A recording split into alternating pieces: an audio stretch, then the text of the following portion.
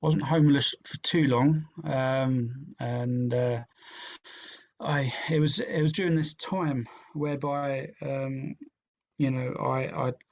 spoken to my dad again, and my dad had spoken about how he had gone to the National Problem Gambling Clinic to seek help, and I was aware of the National Problem Gambling Clinic because I've been paying attention to some of the discussions around the now affected 2005 Gambling Act, which took effect in 2007, and I was aware from a Times piece of the setting up of a new NHS dedicated specialist gambling service, the National Problem Gambling Clinic, and I'm thinking, right, okay, yeah, let's give it a go. So I contacted them and I went through the process of making a self referral, and so that's what I did, and so I followed my dad's lead in that respect, and so I went through treatment there. I attended a CBT group course, which I responded to really, really well. I've done lots of CBT previously, but there's something particular about this group CBT that I did. And one, I think, is because, I was, there was clinicians that actually knew about gambling harm, gambling disorder, pathological gambling, whatever you want to label it as. And I was, for the first time, I'd met a group of people who, like me, had gambling problems.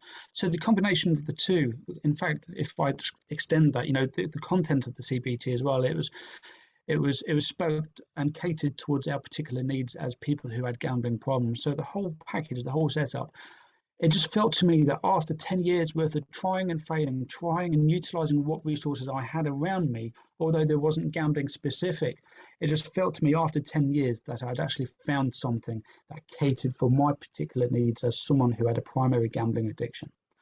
And it helped, and for the first time in my life, I managed to stop gambling and I managed to abstain for a period. And that was such an invaluable experience to have, because up until then, I'm thinking, am I ever, ever, ever going to be able to stop gambling? I never had the experience of being able to stop and stop for a prolonged period of time. I'd never had that experience. And well, yeah, I'm 29, 30 by this time. And so it's really important to have that experience, because I demonstrated to myself for the first time that actually, yes, I can do this. I can actually stop gambling and I can stay stopped. But this, sadly, that experience wasn't to last, and I ended up having a relapse. I've had a couple of relapses, big relapses, very nasty relapses since then. And the reason I think, I, I'll go back to what I said a few minutes before. That for me, in my experience, dealing with gambling and the alcohol wasn't the only thing. Once I dealt with the gambling and alcohol, there's lots of underlying stuff that I needed to address as well. And I made reference as well to the challenges I had around forming and maintaining healthy relationships. And so I realised then, although I've managed to stop gambling and staying stopped from gambling, I still have serious issues around my interpersonal, my intrapersonal relationships, my actual real relationships. And, I realized that I needed to, my life was still quite empty of anything real meaningful and purposeful. So I realized that, yes, I'm achieving all this stuff, but I'm still very sensitive to perceived threats of abandonment and rejection. And so I've had to do a huge amount of work in addressing and exploring, the issues around rejection and abandonment. And these matters for me have cut and run very, very, very deep. And so that led me to needing to reach out and do more work, not so much on my gambling, but in order to look at and explore those underlying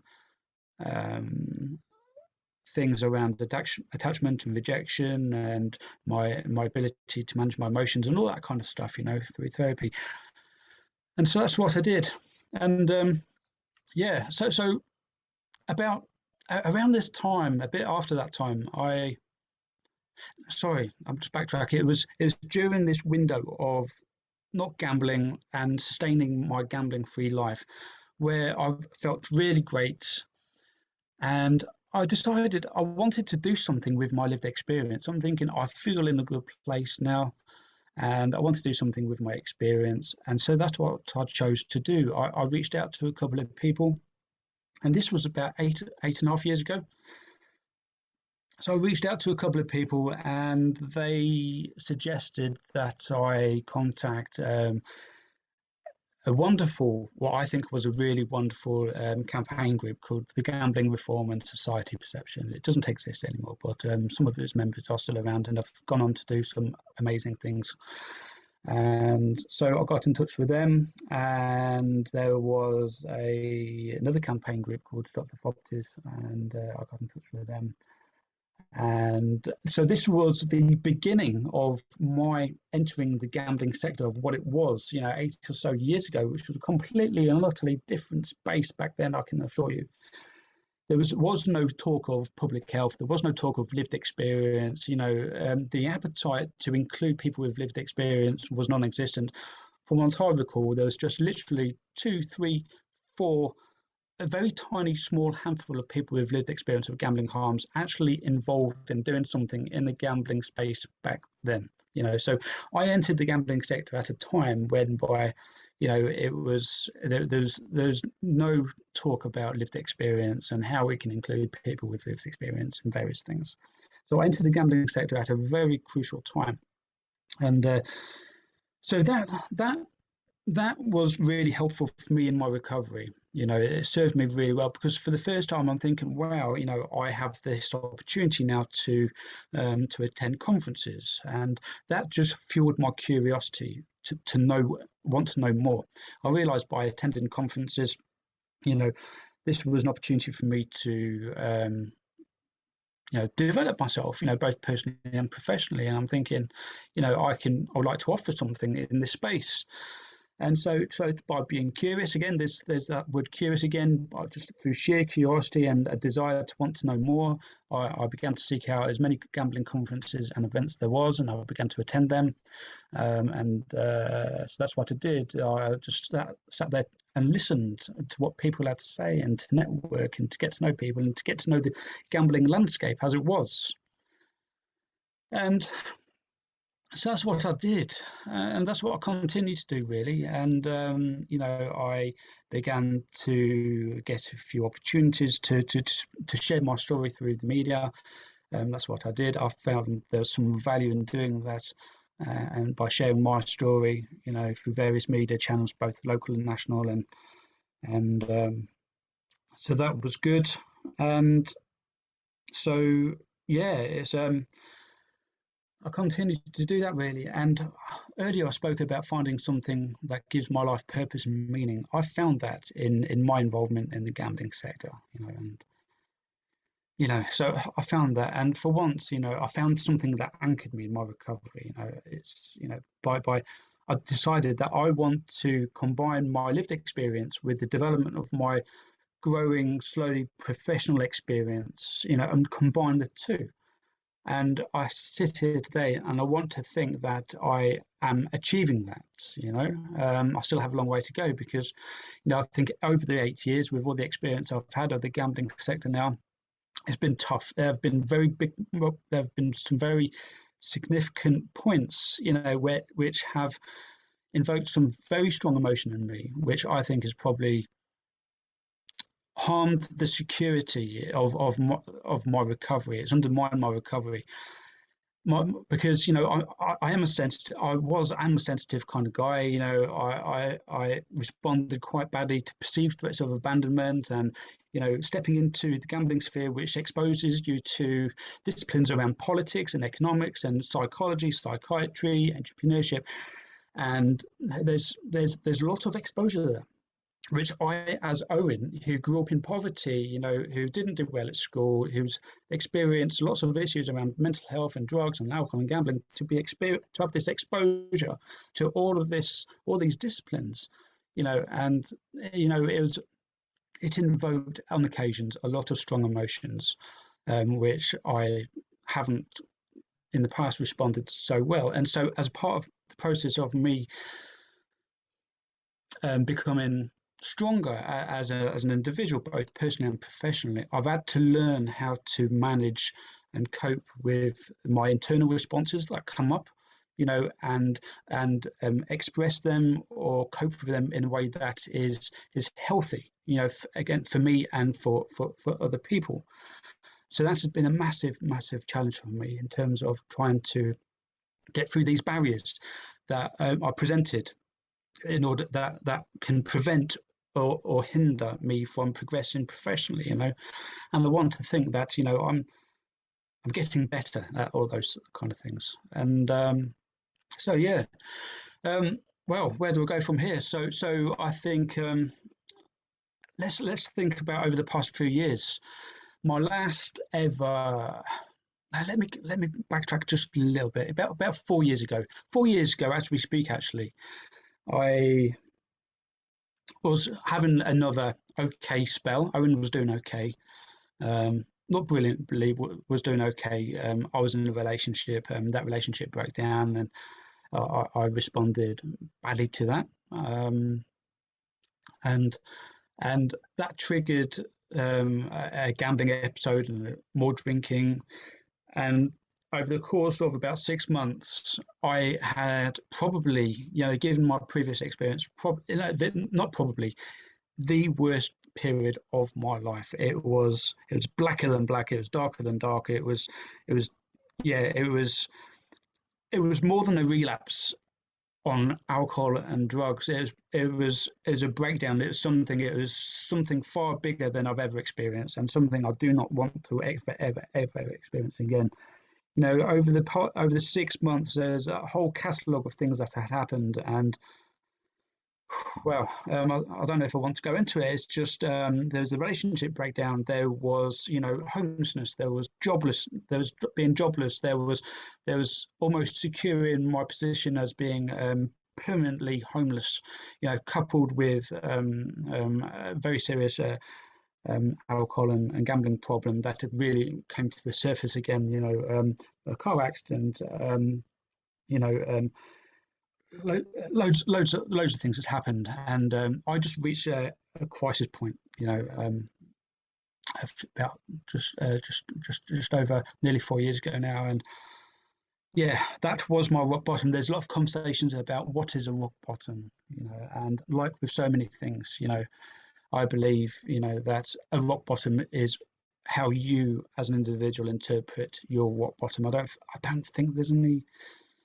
There might be a real definition, but I certainly regard that experience as my rock bottom. Any lower, then I would be dead. I would be in prison. I couldn't go any lower. That was, yeah, that was a very bad experience. But the reason why, again, I want to stress this is as bad as that was, somewhere within this experience, very late on in my life, I discovered something. I discovered something really valuable, and on the back end, of this breakdown, whatever you want to call it, I engaged in a local addiction service, and I was in a group, and we was having a conversation, and we was having conversations around relationships and what relationships are important to us, and one chap in the group said the relationship with himself. And there and then I had an epiphany moment, the light bulb switched on. I'm thinking, what about the relationship with myself? And I'm thinking, I have a very bad relationship with myself. And there and then I realized that in order to go forward, one of the things I must do is I need to, improve the relationship with myself. And I'm thinking, all these years I've had dozens of people, dozens of professionals, dozens of people helping me in my life in order to try and get Owen better.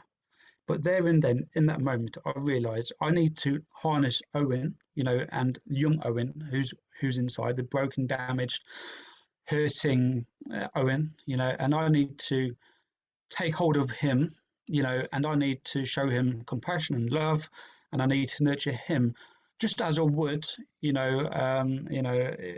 child of my own. And I realised, that I wouldn't talk to other people like I do to myself in terms of my internal dialogue. And so there and then there was a very late shift within me. I realised actually I need to give myself more self-compassion. And so that was a big instrumental shift within me. And since that moment, not once have I ever felt in my life, that I've ever stopped or regressed or taken a step back. I feel as I've always continued to progress steadily, sometimes quickly, sometimes not so much, but I've never ever once felt, not a single one day in the past 3.5 years, felt that, I've ever taken a step back or I've digressed. In those 3 years, I've experienced so much, so much goodness, so much growth, so much richness, so much positive, really good stuff. If you know what I mean, I can actually feel the growth now, in terms of my own growth from within, and whereas before, decades previously, I was stagnant or stagnating. There was just a strong, overwhelming sense of just being still and not working towards anything, and but that hasn't been the case today. And these past 3 years have just been 3.5 years, nearly 4 years, have just been absolutely amazing. I've been really happy to share it with you through social media. There's just so much that has been going on. I struggle to think of anything that I can say really, except that recovery wise, I'm in the strongest place I've ever been in. I feel strong. I feel very secure. I haven't gambled. I haven't drank. I haven't done drugs. I struggle with coffee. I struggle with sugar. I put my hands up. I still have addiction problems. Yes, I'm working on those. And but in those regards, I'm Owen is the best he's ever been. And in terms of dealing with the challenges that I had in overcoming the problems that prevented me from forming and maintaining healthy relationships. Well, let's just take a situation. Let's just look at this for a minute. I come from a situation where I'm being homeless, and I'm surrounded by people that we might regard as toxic and unhelpful. Where I'm lacking confidence and self-esteem. I'm very sensitive, very paranoid, very defensive, obnoxious at times. To being in a situation whereby I am comfortable and happy talking to whoever you are in society, whether you are experiencing homelessness or you are a fellow person with lived experience of gambling harms or other addiction problems, or whether you are a lord or a CEO. I feel that my confidence, my ability to relate to people has improved a lot. I feel a lot more secure in myself. That what I said about those perceived threats of abandonment and rejection, they are still there, but the power they have over me is a lot less today, and to the point where they have substantially less impact upon my living, my quality of life. Today I have a very good career, helping others. Today I'm a gambling peer support worker, and I work as part of the organisation that once offered me help. And alongside that, I use my lived experience to help influence other things. I've done lots of speaking engagements and been on the Big Step Walk. What I'm really pleased about at the moment is that over the past 3 or 4 years, there has been an emergence of other people who, like me, are as equally passionate and driven to use their lived experience and do something positive with that and create something, whether that be a company or a CIC or a blog or a podcast. There are people like me today that are doing exactly what I wanted to do a number of years ago. And today we have a very thriving and alive, growing gambling harms community. People who've been affected by gambling harms who want to stand up and make a difference and see some change, in the gambling landscape, to address some of the effects of the liberalised and freeing up of the 2005 Gambling Act. So I feel very blessed to be a part of this community and very fortunate to be a part of this community. And what I do today provides my life purpose, and it provides with meaning. And beyond that, I'm on a mission to try and develop other parts of Owen as well, because for a very long time I've been very career focused. I'm thinking, what, to have to get a career within the gambling sector, means so much to me. And now I've achieved that. I'm thinking I'm really keen to develop other parts of Owen because I've neglected that. And now I'm in a position where I can develop other parts of my interests that I've always had, but I've never given the time or the resources or the energy to. For example, this year I've made a point of climbing mountains and doing lots of walks, um, largely with charities that and organisations that have come up in the gambling harm space, which has been fantastic. That provides opportunities like this. Whereas before, when I first entered the sector, there was no opportunity for people like me with gambling harms. But today, there are plenty of opportunities, and it's those opportunities for people like me and others will only go and increase and improve really. And so yeah, so recovery is possible. I can say that as a matter of fact. Um, it requires work, a lot of work, um, but I hope in some ways that I can demonstrate that with hard work, then a lot of rewards can be gained through working on yourself.